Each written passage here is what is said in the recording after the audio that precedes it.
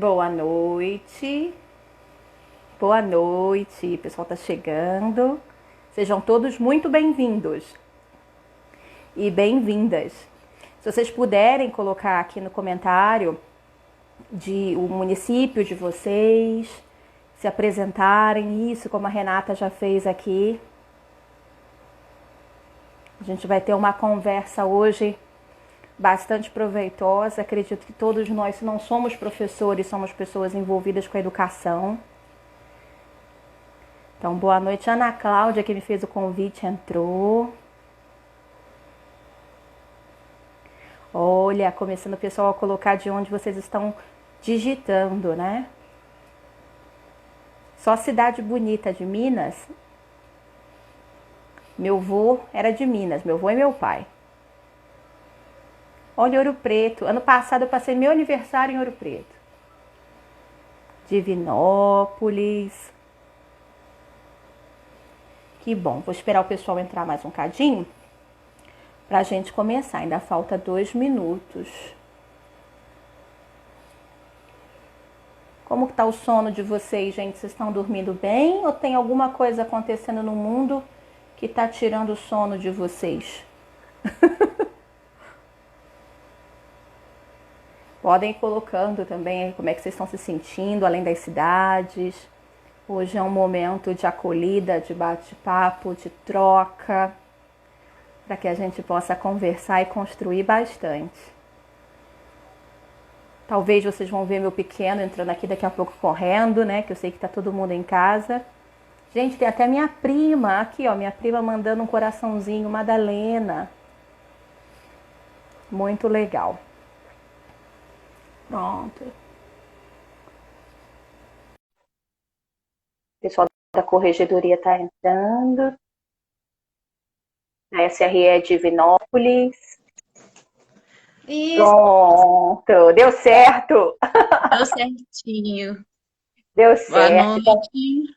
eu vou deixar você fazer as honras da casa e aí a gente começa. Boa noite a todos, né, e a todas. Estamos aqui hoje, né, em um momento muito importante para a nossa rede. Nós estamos fazendo a primeira live da Superintendência Regional de Ensino de Divinópolis, né, abrindo esse canal de comunicação dos nossos professores, né, com todos os professores do Brasil. E hoje nós estamos, assim, extasiados e imensamente agradecidos, Raquel, a você, né? Oh, Generosamente está aqui para partilhar conosco, né, as propostas pedagógicas, né, nesse momento nosso de pandemia, né, que estamos passando agora, os projetos, né, que, e a nós da superintendência, né, só agradecer, te desejar, muito né, obrigada. tudo de bom na sua profissão, né, e falar que hoje a gente está até, assim, um pouquinho emocionado por ser a Oh, primeiro, né, estamos todos, assim, ansiosos, e assim também muito agradecida de ter uma pessoa como você, né, coordenadora do Centro de Excelência e Inovação da Fundação Getúlio Vargas, falando para nós, né, fazendo o lançamento oh. do nosso canal. Viu, Eu que Raquel? Então, agradeço. assim, é muito emocionante, viu? Muito obrigada, Luísa. Você tá linda. As pessoas estão comentando Ah, aqui. É um carinho nosso com todos vocês, professores. A gente sabe que a vida não tá fácil. Então a gente chega aqui, separa um pouquinho de tempo, se arruma não só o externo, mas principalmente mentalmente, para que a gente possa acolher a todos e construir aqui. Eu vi também que algumas pessoas pediram para desativar os comentários, mas infelizmente eu vou ter que deixá-los, gente. Por quê? Porque à medida que eu for falando, o que eu combinei com Luísa? Que elas vão olhar para mim a caixa de comentários para ver quais são as dúvidas de vocês, as intervenções, para ir me ajudando a construir um discurso que seja útil para vocês. E agora a gente não pode falar que seja útil no chão da escola, porque aconteceu algo que a gente nunca pensou que fosse acontecer, embora a ciência tivesse nos alertado várias vezes, que é as escolas estarem fechadas, né? Nós nunca esperamos num dia 30 de abril, sem ser Semana Santa, sem ser feriado, mas estarmos com as escolas fechadas. Então, o que a gente falava antes, que era trazer uma ajuda para levar algumas ideias ao chão da escola, esse chão da escola agora virou um mundo, né? A instância escola, o que a gente chamava, que ficava dentro dos muros, dentro da sala de aula, dentro do turno, dentro da classe, dentro do horário de aula, isso tudo se desfez. E se desfez, Luísa está aqui conversando comigo e todos vocês, de uma maneira muito abrupta. Nós não tivemos um tempo de nos prepararmos, né? Então, quando a gente fala desse momento do Covid-19 que a gente está vivendo, não sei se alguns de vocês já ouviram associado a palavra disrupção. Quem aqui já ouviu essa palavra? Disrupção, disruptivo. E por que a gente tem usado essa palavra disrupção, disruptivo? O pessoal está chegando aqui ainda, para falarmos do que a gente está vivendo agora. Quando eu uso essa palavra disrupção, gente, eu quero dizer que eu estou interrompendo algo que acontecia e era considerado normal até então. Isso quer dizer que daqui para frente, e eu vou voltar, né, de março, quando começou a ter os isolamentos disparados em vários estados, eu não sei exatamente a data de março, Luísa. Qual foi a data que vocês fecharam as escolas em março? 23 de março. Alguns estados foram 16, outros 23, outros 30. E sendo muito honesta aqui com vocês, numa visão muito otimista, as aulas voltam em julho. E isso eu estou sendo muito otimista pelo que eu estou vendo de pesquisas e de ciência. Aula no sentido de a normalidade que a gente conhecia. Então, isso é uma disrupção, algo que a gente não esperava. Nós falávamos muito de uma educação do século XXI, nós falávamos muito de conceitos como aluno protagonista, nós falávamos muito de metodologias ativas, mas era quase que uma opção. Você podia usar ou você podia continuar fazendo o que você sempre fez. Com a Covid-19, nós fomos empurrados num solavanco, num movimento de mudança, né? E esse movimento de mudança, que vai ser um novo normal daqui para frente, é o que a gente chama de disrupção. O que acontece? Eu tenho a rede pública e eu tenho a rede privada, quando eu falo de educação. Num primeiro momento, muitas pessoas falam assim: ah, Raquel, mas a rede privada não parou. A rede privada continua dando exercícios, continua fazendo, algumas usando plataforma digital, outras fazendo outras técnicas. E aí eu vou começar a problematizar vocês, tá? Quando a gente fala de educação, e quando a gente fala de currículo da educação básica, que é o tema da nossa fala de hoje, eu vou começar definindo o currículo, né? Nós tivemos um movimento da Base Nacional Comum Curricular, e ela colocou para a gente um referencial curricular nacional. O que é isso? A base, ela diz o mínimo que a gente precisa entregar em cada etapa. Posto isso, cada estado traduziu essa base no currículo. E depois, cada município traduziu no seu currículo. E cada escola traduz num plano político-pedagógico. E com isso a gente tem a ideia de rede. Quando a gente tira a normalidade de todos os alunos no mesmo horário, para o mesmo lugar, e ter um professor regente tocando ali, mediando as intervenções pedagógicas de aprendizagem, a gente começa a olhar e perceber que talvez aquele currículo que eu fazia desse jeito, eu não tenho como colocar ele digital. E é um dos desafios que eu mais tenho observado, sabe, Luísa? De professores de rede pública e de rede privada que estão simplesmente digitalizando o que era o tradicional. E não vai funcionar. se a gente for por esse caminho. Eu vou dar algumas ideias para vocês, explicar, porque eu nem me apresentei, Luísa falou o cargo que eu ocupo hoje, mas eu venho de sala de aula e há 24 anos eu transito ou como professora ou como coordenadora, mas sempre no chão da escola. E aí, quando a gente fala de levar o que acontecia, de recriar a escola dentro da casa do aluno, quais são alguns empecilhos que podem acontecer e que alguns de vocês podem já estar vivendo? Quando eu tenho, por exemplo, a ideia de que eu preciso exigir que haja o cumprimento de um horário rigoroso de dia escolar, né? Algumas práticas que colocam o aluno, se a aula é de 7 da manhã às 11h45, ele vai ter que ficar de 7 da manhã às 11h45 fazendo algo. Vamos parar para refletir. E eu vou fazer aqui perguntas e gostaria que vocês fossem respondendo no bate-papo. Quem aqui teve a sua vida bagunçada com o Covid-19? A vida pessoal. Luísa, você está conseguindo acordar no mesmo horário, fazer almoço, lavar roupa, cuidar da casa? Tá tudo tranquilo na sua vida, Luísa? De jeito nenhum, Raquel. Não. Os professores, nós somos seres humanos igual a qualquer outro. Então, quando a gente fala, por exemplo, de bater palmas para os médicos, né, que os médicos estão na linha de frente, eu queria trazer aqui que os professores também estão na linha de frente. Porque se a saúde não parou, a educação também não parou.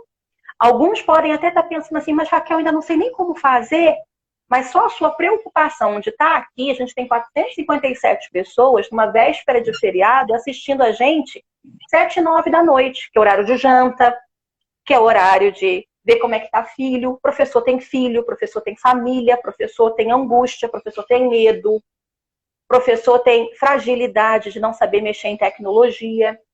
Então, quando chega de falar assim, não, dá para fazer, é só transpor tudo que a gente fazia na escola para um ambiente digital.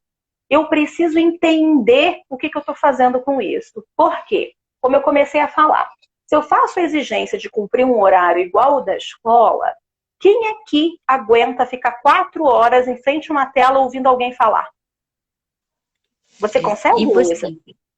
Impossível.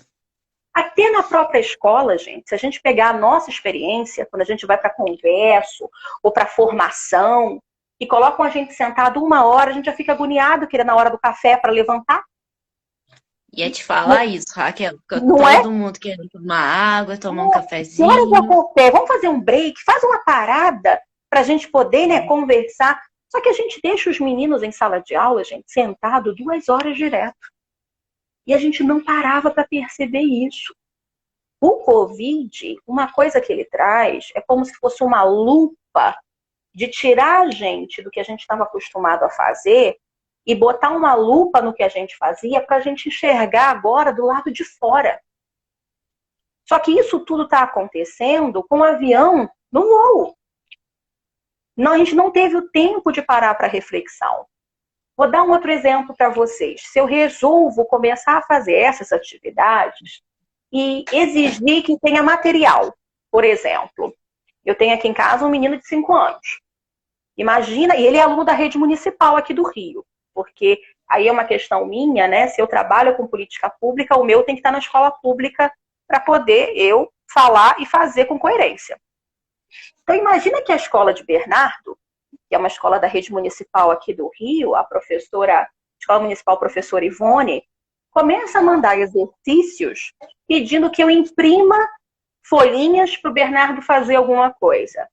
Eu não tenho papel aqui, sulfite, não tem loja aberta para eu comprar papel ofício que seja. Eu não tenho impressora, porque hoje em dia a gente não usa impressora para quase nada.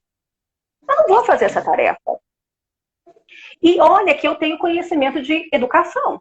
Mas por quê? Se me pede algum material que eu não tenho aqui à mão, a gente precisa muito agora contar com a família. A mediação, gente, a aprendizagem, ela não se dá por instrução. A gente não aprende com as pessoas dizendo faça isso, faça aquilo. A gente aprende fazendo e construindo relações com os outros. Como eu não tenho mais aquele ambiente social onde as crianças constroem, os adolescentes constroem, os jovens constroem uns com os outros, eu preciso, como professora, entender o que ele está vivendo na casa dele, para que eu possa, na casa dele, que muitas vezes, gente, pode nem ter uma mesa para ele sentar, quem dirá ter um computador ou um celular com pacotes de dados. Então, eu preciso pensar em várias formas do meu aluno, e aí pode vir a pergunta, mas Raquel, eu sou professora, eu não sou salvadora da pátria. Como professora, eu preciso garantir que o meu aluno aprenda. Eu concordo com vocês que tem um monte de política pública de educação que vai ser revista, porque a gente deixou várias coisas aí em aberto ao longo dos anos que agora está fazendo falta. Mas eu preciso entender que a primeira coisa que eu preciso fazer como escola, como rede, é trazer essa família para mim. Eu preciso me comunicar com aquela família. Aquela família precisa fazer parte da escola. Essa ponte família-escola, que todo mundo repete, Luísa, tenho certeza que esse discurso é em Divinópolis também uma verdade, né? De fazer reunião de pais, escola de pais, trazer para conversar. Ela precisa sair da teoria e começar a ser vivida.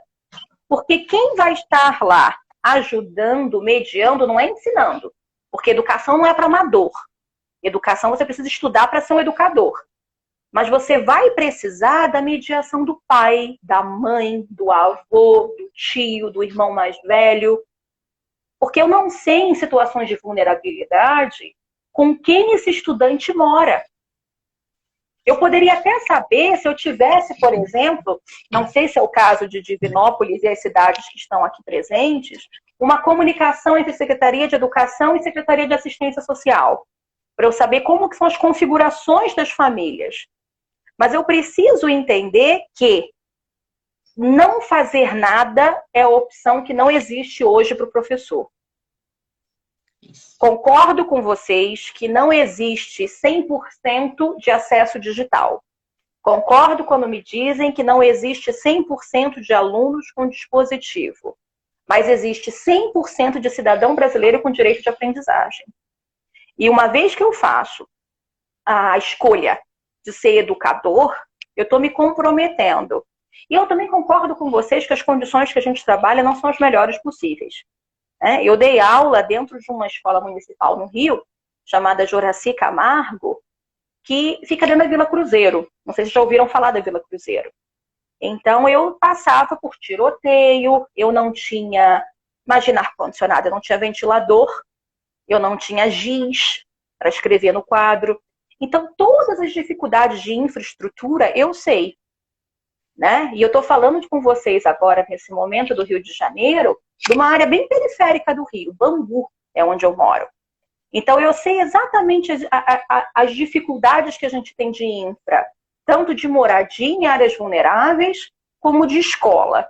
Mas o que eu também entendo é que a gente não pode deixar esses meninos sem um estímulo de aprendizagem durante a pandemia, porque se eles já são de área vulnerável, se eles já são uma parte, muitas vezes, esquecida da sociedade, se a gente quebra o elo entre eles e a escola, o elo para se recuperar vai ficar mais difícil. A gente tem algumas pesquisas, alguns estudos que mostram que, principalmente os mais velhos, Luísa, fundamental, anos finais e ensino médio, quando tem uma situação de guerra, como a gente tem vários países aí no exterior que vivem em guerra, eles se afastam da escola e depois evadem. Então, eu preciso começar a pensar em objetivos e estruturas flexíveis de aprendizagem, ao invés de fazer aquela aula, abra a página tal, do livro tal, o exercício tal, eu preciso que chegue até eles atividades que façam com que eles reflitam sobre o que está acontecendo agora, o que é prioridade agora. Por exemplo, é prioridade agora eu entender o que é essa pandemia, para até eu conseguir me proteger minha família, ter noção de higiene, porque todos nós aqui presentes, nós estamos com risco de morte. Essa finitude está muito presente. O meu pequeno de 5 anos tem momentos aqui que ele começa a ficar triste. Ele diz para mim que o corona é feio, que o corona é ruim. E eu tenho que explicar para ele o que é o coronavírus, para ele entender o que está acontecendo. As cidades não serão mais as mesmas. O mundo não será mais o mesmo. Então eu não posso, perante essa situação toda que está... Ah, o pequeno aqui, ó. Dá oi pro pessoal. Falei de você agora, ó. Ei, pequeno lindo. Ele pediu para passar aqui que ele vai ao banheiro. Então, eu não posso fingir que tudo que está acontecendo no mundo é detalhe e continuar querendo seguir o meu planejamento com a seleção de conteúdos antes da pandemia. Eu preciso começar a escolher o que eu vou estimular esse aluno a fazer. E eu posso estimular, gente, tem escola que está fazendo grupo de WhatsApp com os pais e passando pelo WhatsApp as tarefas. Tem escola, eu vi vídeos da própria rede de vocês, Marina, uma professora de educação física, postando. A gente precisa fazer com que as crianças, os adolescentes, sim, os jovens, eles percebam que a escola não esqueceu deles. Porque muitas vezes, gente, esse jovem, essa criança, o único lugar que ela recebe um acalento, que ela recebe ela percebe que a preocupação com ela é a escola.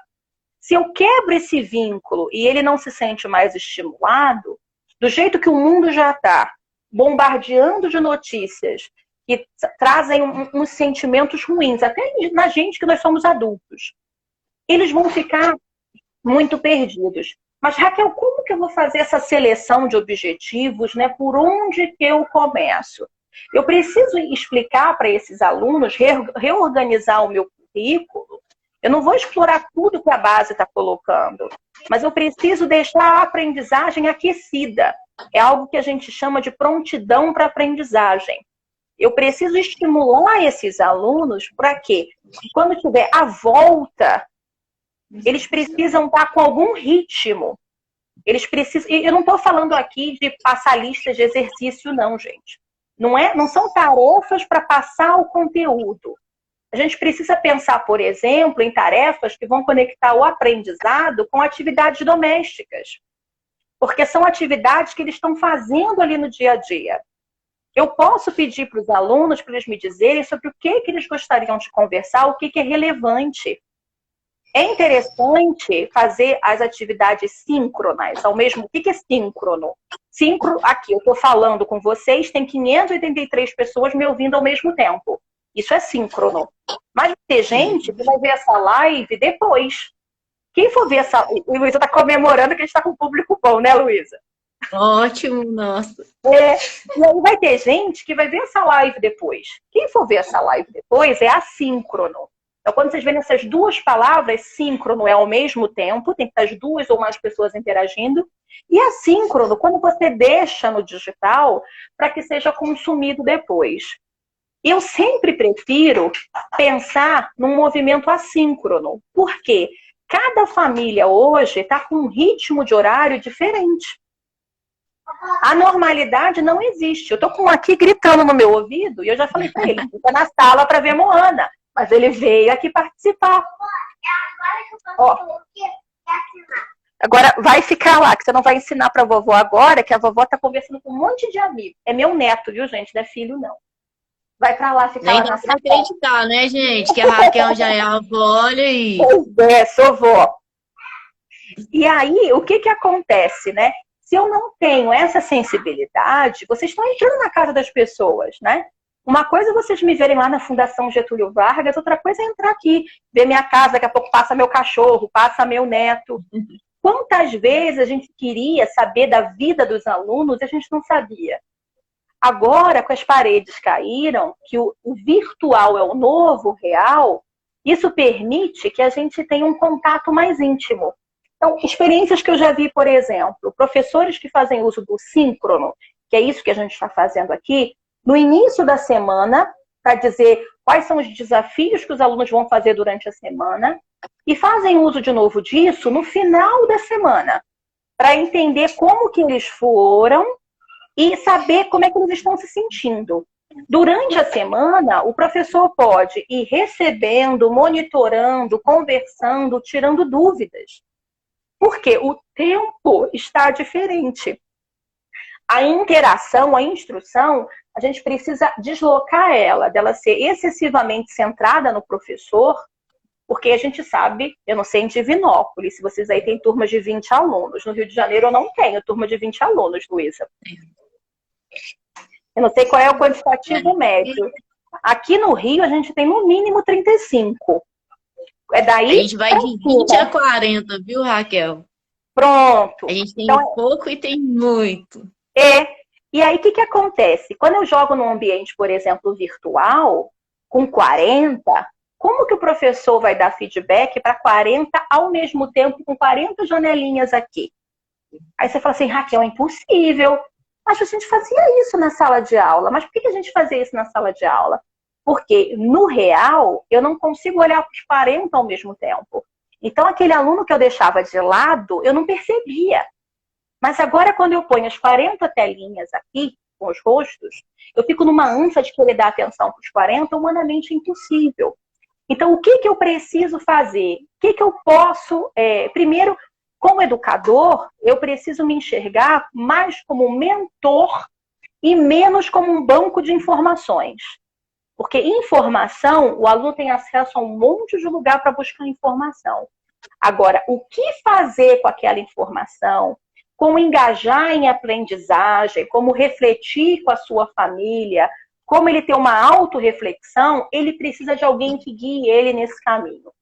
E é esse o papel que o professor assume nesse momento de pandemia. Você quer falar alguma coisa, Luísa? Eu tô aqui contando cada pessoinha que tá entrando aqui, Raquel, eu tô vibrando aqui. Que coisa boa! Né? Eu tô aqui passando para ver as mensagens. Vão me dando, gente, feedback, se o que eu tô falando tá fazendo sentido para vocês. Luísa, vai vendo aqui se o pessoal... Nós estamos adorando, o pessoal tá adorando, eu tô acompanhando aqui. E aí, quando você falou das 40 janelinhas, eu fiquei me imaginando o professor com 40 janelinhas mesmo, sabe? É isso mesmo, você tá no caminho certo, todo mundo tá adorando. Pode continuar aí, que caminho é esse? E aí a gente precisa começar, gente, a pensar no que eu estou chamando de experiências de aprendizagem. Como que eu vou, como mentora daquele grupo de alunos, de estudantes, que também estão com medo em casa. Muitas vezes tem gente da família deles que já está falecendo. Eu preciso ter esse olhar de humanidade, eu preciso ter essa empatia, né? Como que eu vou fazer para eu criar experiências de aprendizagem que sejam significativas e que eu possa criar experiências curtas, mas que vão demandar um tempo para que ele pense, para que ele reflita, para que ele faça, e que me deixe ter oportunidade de dar um feedback, de encorajar, de falar com eles que eu também estou com medo, eu também estou triste, eu também fico com dúvida. Isso é o que a gente chama muito de empatia. Então está na hora da gente parar de falar esse jargão bingo pedagógico, empatia, autonomia, protagonismo, e começar a fazer disso algo vivo, para que eles possam conectar o que eles estão aprendendo, o que eles estão vivendo na situação que a gente está passando. Porque quando me perguntam assim, Luísa, Raquel, os meninos vão perder o ano letivo? Muita gente pergunta isso, né? O ano perdeu. 2020 veio com vírus, tem que reinstalar o ano, vamos jogar fora. Eu respondo o seguinte, se a gente coloca ano letivo igual a ano cívico, que é o ano do calendário, de janeiro a dezembro, esse ano a gente vai colocar ele como um ano atípico. Agora, se eu coloco ano letivo, como as experiências de aprendizagem que cada um de nós estamos tendo, eu acho que nunca a gente aprendeu tanto. E o que eu vejo de gente que nunca tinha instalado Zoom, usando Zoom, Hangout, e os professores se cobram de do dia para a noite dar conta de todas essas ferramentas. Nós estamos, gente, eu dizer para vocês, aprendendo a aprender. Porque alguém um dia contou pra gente que quando dava o canudo lá, quer seja do magistério, quer seja da licenciatura, a gente só ia fazendo um cursinho aqui, outro ali. Só que acontece que a tecnologia perpassou o mundo de uma forma que hoje, com a pandemia, isso está muito óbvio. Mas eu vou dar um exemplo para vocês entenderem. Quem aqui já ouviu, principalmente de mais velho, a frase assim: arrumar emprego está difícil. Sem estudo, com estudo está difícil. Sem estudo, então... Você já ouviu essa frase, Luísa? Muito, muito. Só que agora tem mais uma camada nessa frase. Porque não adianta você ter só o estudo, que tem de gente aí com um diploma desempregado. Por quê? E as empresas colocam, os grandes pesquisas de mercado de trabalho falam que o desemprego é proporcional às pessoas não conseguirem resolver problemas, às pessoas não conseguirem se relacionar. A nossa capacidade de criatividade, muitas vezes, fica reduzida. E nós temos professores extremamente criativos. E aqui não é menosprezando dos mais velhos, mas vai numa sala de educação infantil ou de fundamental anos iniciais que você vai entender o que é criatividade. Só que o que acontece? A gente estava preparando os meninos para um mundo que era quase um mundo que a gente viveu. Por exemplo, eu, que vocês falaram que eu não tenho cara de vó, mas eu já estou mais perto dos 50 do que dos 40. Quando eu tinha que fazer alguma pesquisa, na minha época de escola, imagina, o que eu tinha para pesquisar? Ou era perguntar para o professor, aqui em Bangu, não tinha biblioteca do bairro, e meu pai, com muito esforço, comprou na porta aqui de casa a Barça. Não sei se alguém sabe do que eu estou falando. A famosa Barça, enciclopédia, com a capa de couro, letras douradas. E eu lembro muito chique.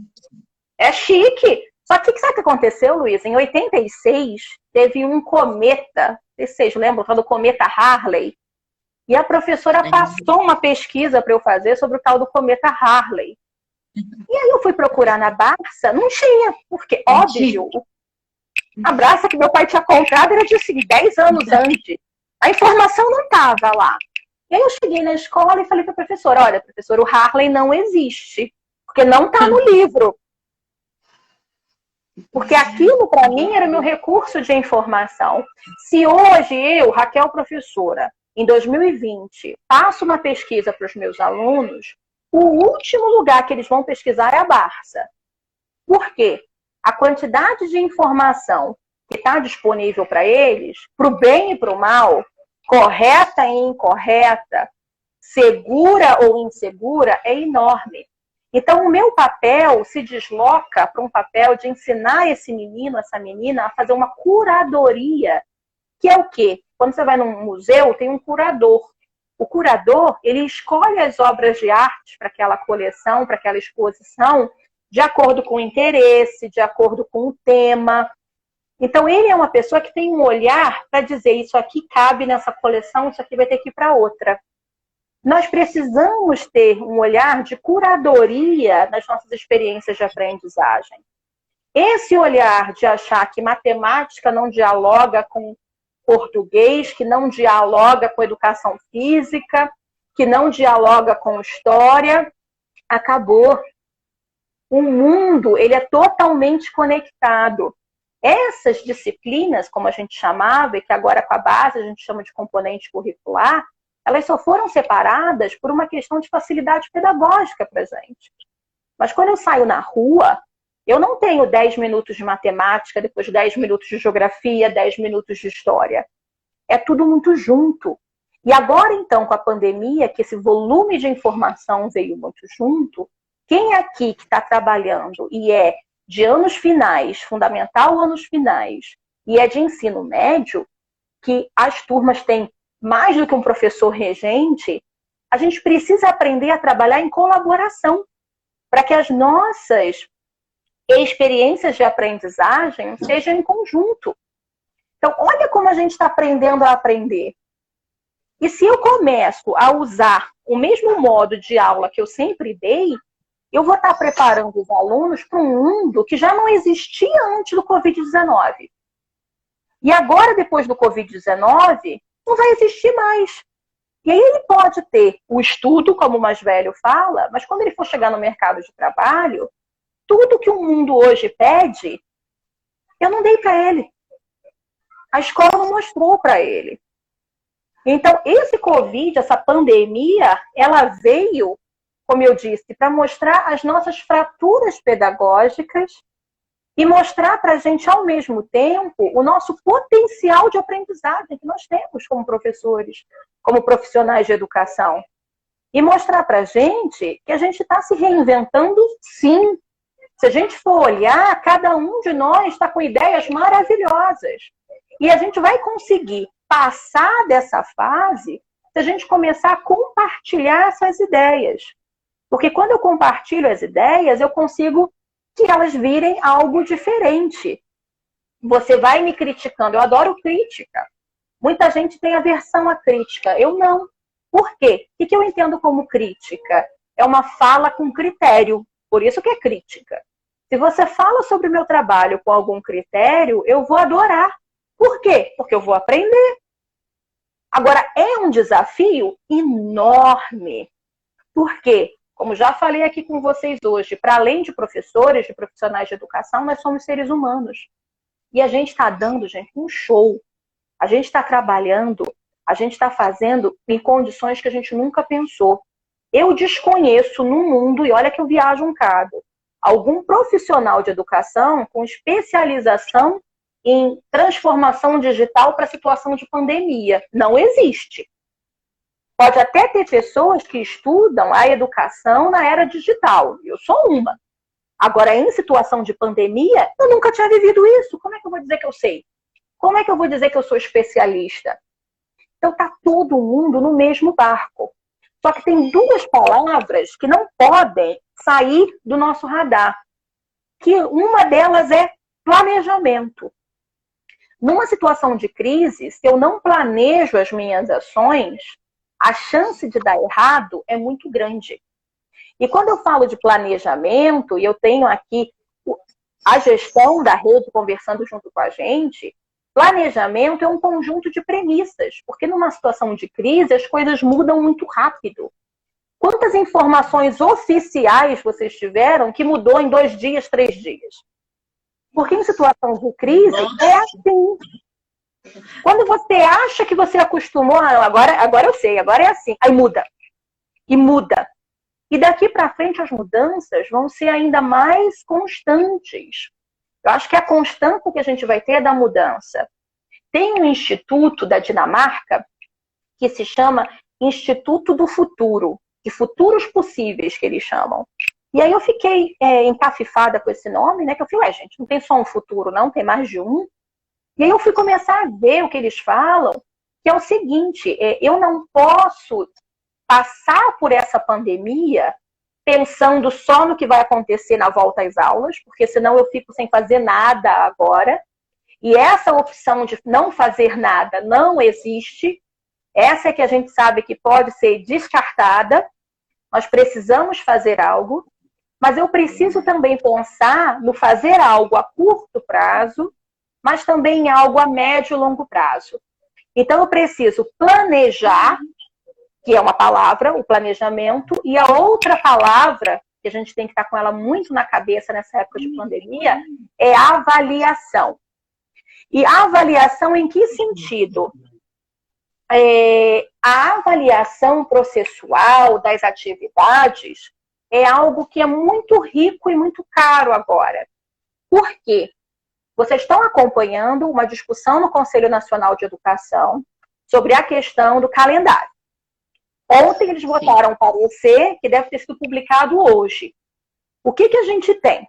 A gente tem que caiu a obrigatoriedade de 200 dias letivos, mas continuou das 800 horas letivas. Porém, 1 hora presencial é equivalente ao que eu faço a 1 hora online? Essa é a grande pergunta, que todo mundo fica se perguntando, porque a gente nunca viveu isso. Então, o que saiu do Conselho é um conjunto de sugestões, muitas delas, isso aqui que eu estou conversando com vocês hoje, tá? e que isso vai ter que ir para o Conselho Estadual de Minas Gerais e depois descer para os conselhos municipais. E aí vai alimentando as secretarias. Mas o que eu posso trazer para vocês é, por exemplo, na educação infantil, tem alguém aqui de educação infantil, Luísa? Você acha que tem pessoal aqui de educação infantil? Tem sim, eles estão fazendo perguntas. Pronto. Na educação infantil é uma grande incógnita, porque você pensa assim, eu preciso do olho no olho, como é que eu vou interagir com a minha criança pela tela? Aquela criança que mora numa área rural, como que eu vou pensar que ele vai usar uma plataforma? Se lá ele não tem muitas vezes nem uma TV, com dirá um computador. Para a educação infantil, se eu falei que para todos o foco da família é importante, na educação infantil é imprescindível. Por quê? Quando a gente fala da BNCC de educação infantil de primeira infância, de 0 a 6 anos, e eu pego desde a creche isso, que vem lá desde 0, eu falo dos campos de concentração, campos de experiência, perdão. E esses campos de experiência vão dizer que eu preciso experienciar para desenvolver aprendizagens, né? Não é uma formalização do ensino. Tanto é que o nome, repara, não é ensino infantil. É educação infantil, ensino fundamental e ensino médio. Então, eu estou construindo relações de uma maneira muito mais intensa ali na educação infantil, porque eu não sei se vocês sabem, aos 7 anos, os neurônios que a gente não usou, tem um fenômeno chamado apoptose, esses neurônios morrem. E aí eu não posso mais fazer sinapses naquelas regiões do meu cérebro.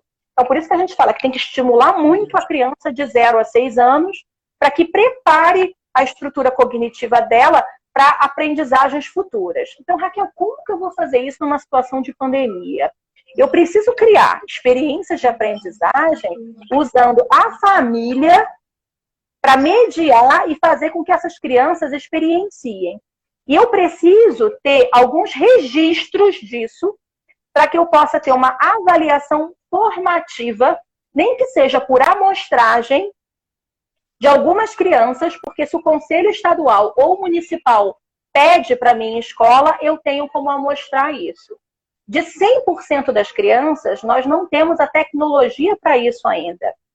Raquel, todos os países estão conseguindo fazer isso? Não. Está todo mundo no mesmo barco. Eu conversei essa semana com o Reino Unido, que é um país dito desenvolvido, e que eles também estão tentando aprender como fazer isso. Por quê? Quando eu falo de avaliação, o conceito de avaliação não é avaliar o que o menino não sabe. O conceito de avaliação, apesar da gente dar feedback de avaliação errado, porque a gente dá assim, ó, você errou a questão 1, 3 e 7. Volta lá no livro e lê de novo a página tal, tal, tal. A gente faz aquele risco vermelho, né? Faz um escândalo de vermelho na prova do menino. Mas a gente não realça o que ele fez de bom. Eu não sei vocês, mas é raro eu ver assim uma correção e falar, muito bem, olha, essa resposta foi incrível. Você conseguiu desenvolver o raciocínio melhor do que na outra avaliação. A gente valoriza o erro. Agora, nessa situação de pandemia, a gente está aprendendo a validar o que está acontecendo de certo. Então, eu preciso ter planejamento e eu preciso ter a avaliação por amostragem formativa, não é somativa, ou seja, não é o foco no produto, na entrega final, mas no processo. Porque quando nós voltarmos, quer seja em julho, quer seja amanhã, quer seja em agosto, eu não sei quando que a gente vai voltar, ninguém sabe, eu preciso ter uma ideia do que essas crianças desenvolveram, como essas crianças estão cognitivamente, como essas crianças estão emocionalmente, porque quando a gente fala da acolhida na volta, isso não é apenas com a educação infantil, é com todos, inclusive com a gente. O professor precisa ser acolhido, né? Não sei se alguém aqui já perdeu algum ente querido, algum amigo, mas a chance disso acontecer é muito grande. A chance de um de nós sermos acometidos por essa doença é muito grande. Então, eu preciso ter essa avaliação nesse interim, e por isso que a gente não chama de EAD, porque não é ensino à distância, é aprendizagem remota, tá? tem muitos lugares no mundo que estão fazendo pela televisão isso. Aqui no Brasil tem algumas secretarias que já estão usando canal de TV aberta. Por quê? Como as crianças não têm na sua totalidade internet, usa-se a televisão, porque até em área rural, com aquelas antenas parabólicas, tem a TV Senado pega, a TV Câmara pega, umas TVs que geralmente não são daquelas canais famosos, você fazer uso desses canais e fazer chegar nessas crianças algum caderno impresso, com uma orientação para que ele possa ser estimulado por algum programa e fazer algo para que a aprendizagem dele continue ativa. A gente precisa começar, não é pensar fora da caixa, gente, é jogar a caixa fora, porque ela não tem mais espaço para ela aqui. E aí, um ou outro precisa ter a humildade de falar assim, mudou. Não cabe mais aquela síndrome de Gabriela, eu nasci assim, vou morrer assim. Sempre dei aula assim, por que o Luiz agora está inventando a roda? Eu preciso começar a pensar que o mundo mudou. Né? Se o mundo mudou, e eu sou professor, e a escola não prepara para o mundo, já diz Paulo Freire, que a escola é o mundo, a escola tem que ser retrato dessas mudanças. E não tem receitas de bolo, porque ninguém nunca passou por essa situação antes. E se cabe aqui uma questão de curiosidade para vocês, eu até, quem me segue no Facebook, eu postei esse vídeo hoje. O Barack Obama, que foi o presidente dos Estados Unidos por um bom tempo, ele falou isso há coisa de uns 6 anos atrás, que aconteceria uma pandemia por um vírus que a gente ia pegar no ar, como um desdobramento muito parecido com a gripe espanhola. Então, a ciência veio avisando isso. Só que a gente finge que não ia acontecer. A gente que eu digo como cidadão, a gente que eu digo como política, né? Se a gente for olhar a ausência de uma representatividade de liderança na educação hoje, que a gente possa olhar e falar assim, aqui é o meu norte, vou ouvir essa pessoa e vou seguir isso. A gente não está se reconhecendo. A educação, a gente está tendo que se apegar uns aos outros, fazer essas lives. Eu cheguei às meninas pela Ana Cláudia e fui conversando, falei, claro que eu ajudo. Nós precisamos nos ajudar. Nós, sabe aquele ditado que 2 cabeças pensam melhor que uma, 3 pensam melhor que 2, que a gente fala tanto para os meninos trabalharem em grupo. Está na nossa hora. É o nosso desafio. A nossa carreira vai ser dividida antes do Covid e depois do Covid. Então, com esse planejamento e essa avaliação, eu vou poder, quando tiver a volta às aulas, olhar e pensar assim, será que eu vou enturmar esses meninos da mesma forma? Você já parou para pensar nisso, Luísa? Quando voltar, eles vão ter que ficar a 1 metro de distância um do outro. Eles vão ter que usar máscara. Eles vão ter que ter álcool gel. E a probabilidade da gente voltar sem uma vacina é muito alta, porque a gente não sabe quando que essa vacina vai ficar pronta. Então, a probabilidade de não voltar todo mundo ao mesmo tempo, que a gente está achando assim, vai voltar, minha turma vai estar aos 30 sentadinhos. Vai estar não, gente. Não dá, né, Raquel? Não dá. Então, como que eu vou enturmar esses meninos? Eu vou enturmar, a turma tem 30. Se a turma tem 30, eu vou dividir, por exemplo, em 5 grupos de 6. Vem um grupo na segunda, aí só volta na outra segunda. O vem na terça, volta na outra terça. Não sei. Eu vou enturmar eles, fazendo uma avaliação diagnóstica na volta. Deixa eu só beber uma água, gente.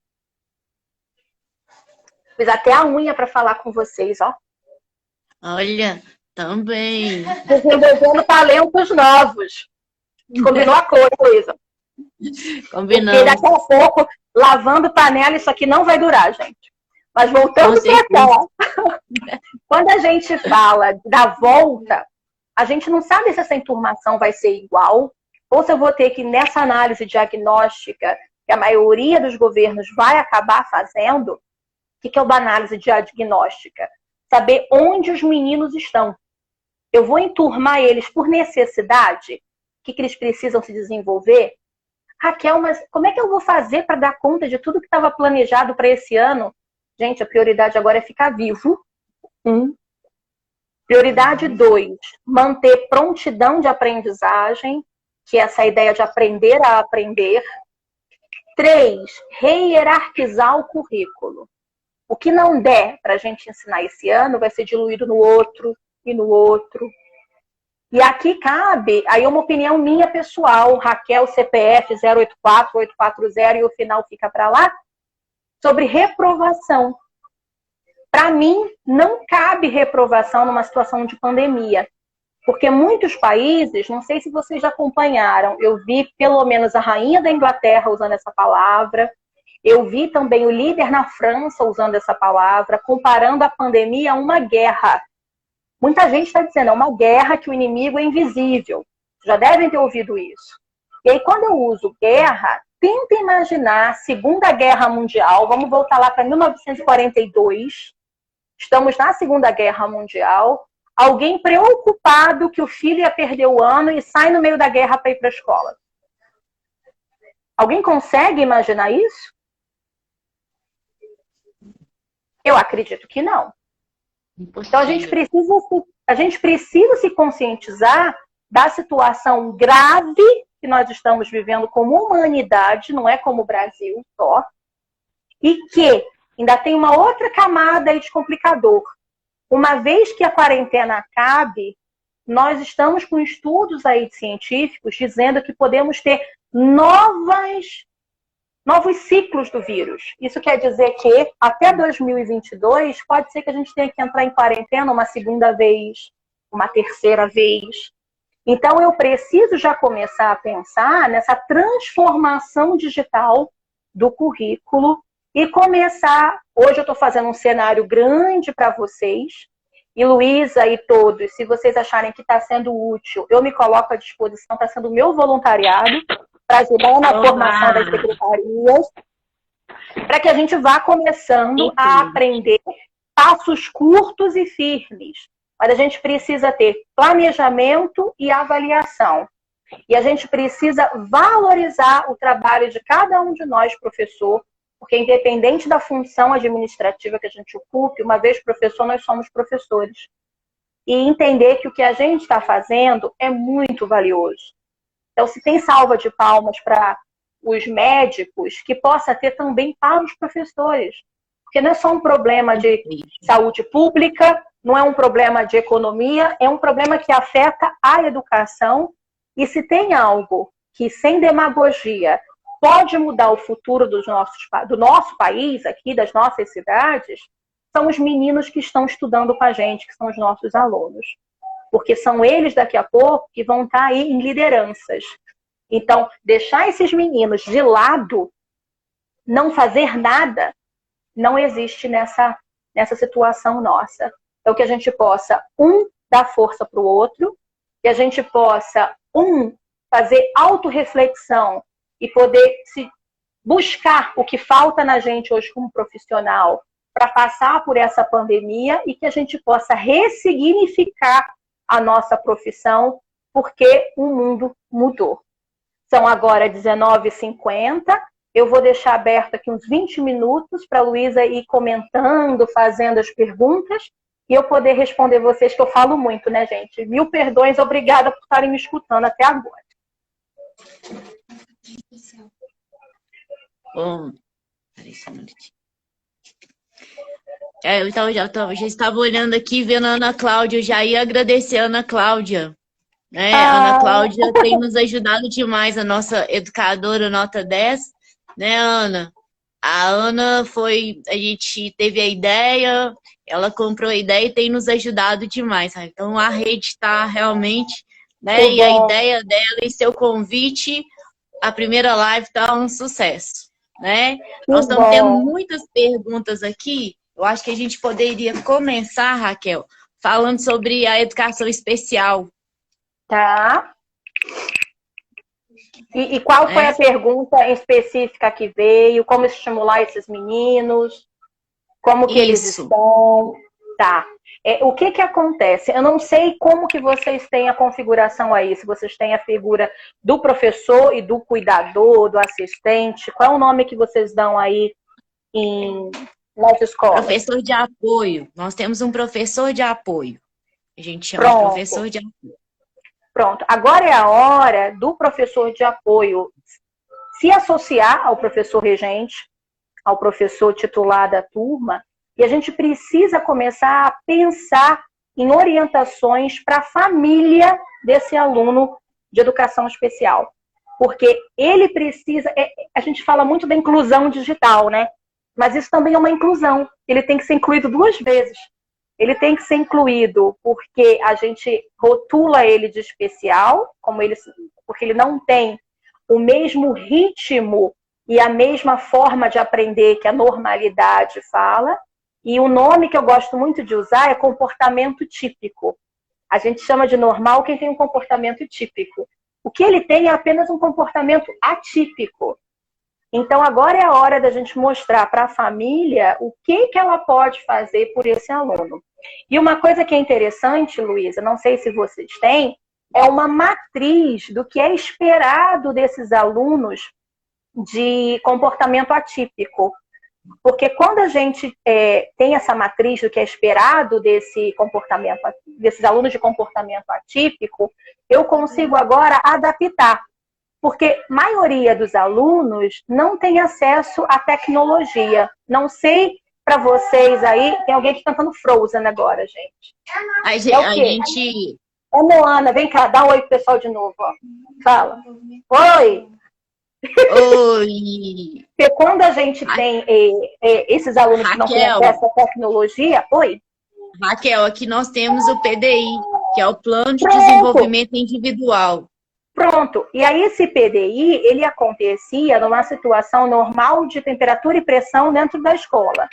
Agora é a hora desse professor, junto com o auxiliar dele, o apoio, reponderar esse PDI. Sabe esse título de ressignificar o currículo de educação básica? Eu preciso ressignificar o PDI. Como que eu vou ter esse estímulo? Como que eu vou ter esse contato com a família de uma maneira remota? E por que eu estou usando remoto? Porque não necessariamente pode passar pela tecnologia. Eu tenho que pensar que eu posso ter 20% dos alunos que não têm tecnologia. Então, eu tenho que pensar numa forma de como isso vai chegar para esses 20%. Né? Hoje eu estava num webinário que compartilharam experiências de professores de Goiás levando a informação para os pais a cavalo. Então, está acontecendo de tudo, gente, nesse Brasil. A escola do Bernardo, esse que está aqui atrás, pendurou em sacolas de mercado, quando eles foram distribuir o leite que tinha lá da creche, da educação infantil, deixou pendurado em sacolas de mercado, no muro da escola, algumas orientações para os pais que não tinham acesso à tecnologia, à internet. E pode ser também, agora a gente vai ter vários programas liderados pelas televisões.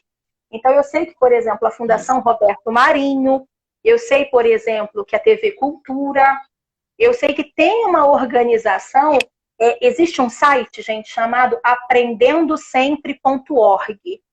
Tudo que o terceiro setor está fazendo de iniciativa, todo mundo está colocando nesse lugar. Porque uma crítica que eu fiz e outros colegas fizemos é que no meio dessa confusão é tanta coisa acontecendo que você vê no Instagram, no Face, é o webinário que não acaba mais, que você se perde no meio de tanta ferramenta. Muitas vezes ter muita opção é um problema.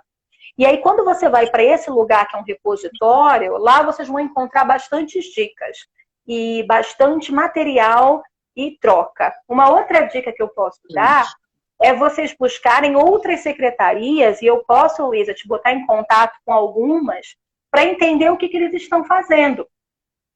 Né? Ótimo. Nossa. Tá? Só notícia boa, gente. Tô apaixonada com essa mulher. Meu Deus. Obrigada. Tá? Então, isso eu posso dizer para vocês que é nesse sentido. E olhar para os meninos de educação especial como comportamentos atípicos. Olha, eu estou acabando de receber aqui um aviso que só tem 1 hora de live e ela vai acabar em 22 segundos. Eu queria combinar uma coisa com vocês. Eu saio e entro de novo, crio uma outra.